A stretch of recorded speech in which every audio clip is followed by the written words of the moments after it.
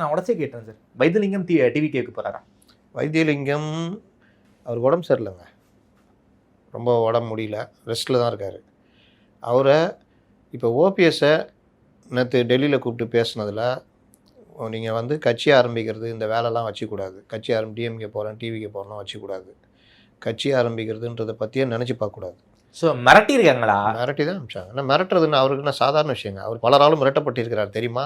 இந்த ஒரு படத்தில் வடிவேல் சொல்லணும், அப்புறம் எப்போ வந்து அடிக்க போகிறீங்க அப்படின்னு கேட்பாரு அந்த ஒரு படத்தில் போலீஸ் ஆரம்பிக்கிட்டு. அந்த மாதிரி அவரை கூப்பிட்டு என்ன உட்காந்து இந்த டீமில் இப்போ சேர்ந்து ஆடிக்கிட்டு இருக்கிற ஒருத்தரை அனுப்பிச்சிட்டோம், ஒருத்தரை கழட்டி விட்டோம், உனக்கு வாய்ப்பு தரோம், நீங்கள் இருங்க, என்டிஏ சீட்டு வாங்கும்பொழுது உங்களுக்கான தொகுதிகளை நாங்களே வாங்கி கொடுத்துருவோம், கம்முன்னு இருக்கணும்னு சொல்லி அனுப்பிச்சி விட்டான். அதான் நேற்று பல்ட்டி, நான் எப்போ சொன்னேன் கட்சி ஆரம்பிக்க போகிறேன்னு அப்படின்னு அவரை பல்ட்டி அடிச்சா தெரியுமா, நான் எப்போ கெடு விதிச்சேன் அப்படின்னு. அந்த மாதிரி பல்ட்டி இவர் அடிச்சிட்டாரு, அதனால் இவரை ஆஃப் பண்ணிட்டாங்க. இப்போ அவர் அணியில் தான் இவர் இருக்கார் வைத்திலிங்கம். ஏடிஎம்கேல பேசி கிட்டத்தட்ட வர்ற மாதிரிலாம் ஆயிடுச்சு.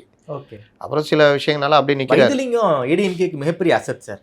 ஆச்சா, அவர் ஏன் வந்து அரசியல் தெரியாம ஓபிஎஸ் பக்கம் போனாருங்கிறது எனக்கு இன்னைக்கு வரைக்கும் மிகப்பெரிய குழப்பமா இருக்கு. உள் விஷயம்லாம் இருக்குங்க, எடப்பாடி இது பிடிக்காது, பல விஷயங்கள்லாம் இருக்குது, அது கொஞ்சம் கௌரவ பிரச்சனை, ஈகோலாம் இருக்குது.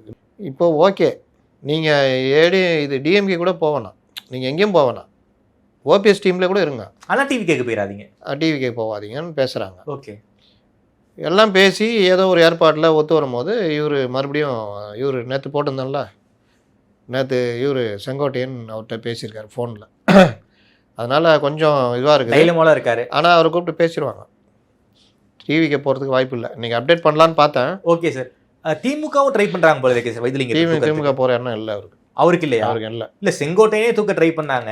வைத்திலிங்கத்துக்கு அவ்வளோ வாய்ஸ் இருக்குது ஒருத்த நாட்டில், அந்த தஞ்சை. நீங்கள் ஒன்று புரிஞ்சுங்க, இவர்கள் எல்லோரும் வாய்ஸ்லெஸ், இரட்டை இலையோடு சேர்ந்து போனால் வாய்ஸ். அவர் நல்ல ஆர்கனைசர் சார். வைத்திலிங்கம் தஞ்சாவூரை பொறுத்த நல்லா இருக்கட்டும், இரட்டை இலையோடு போனால்தான். இரட்டை இலை இல்லாமல் போனீங்கன்னா பெரிய அளவில் சாதிக்க முடியாது. இல்லாட்டி செந்தில் பாலாஜி மாதிரி ஒர்க் பண்ணணும். செந்தில் பாலாஜி அமமுக போய் எதாவது பண்ண முடிஞ்சதா? திமுக வந்தனும் எப்படி செந்தில் பாலாஜியில் ஒர்க் பண்ணணும்? கட்டமைப்பு இருந்துச்சு, அந்த ஒர்க்கு வேறு, அதுக்கு இவரும் ஒத்து வர மாட்டார். ஓகே, வைத்திலிங்கம் ஒத்து வர மாட்டார். ஆனால் வைத்திலிங்கம் அதிமுகவோட இருந்தாருன்னா அவர் பெரிய லீடர் அந்த இடத்துல.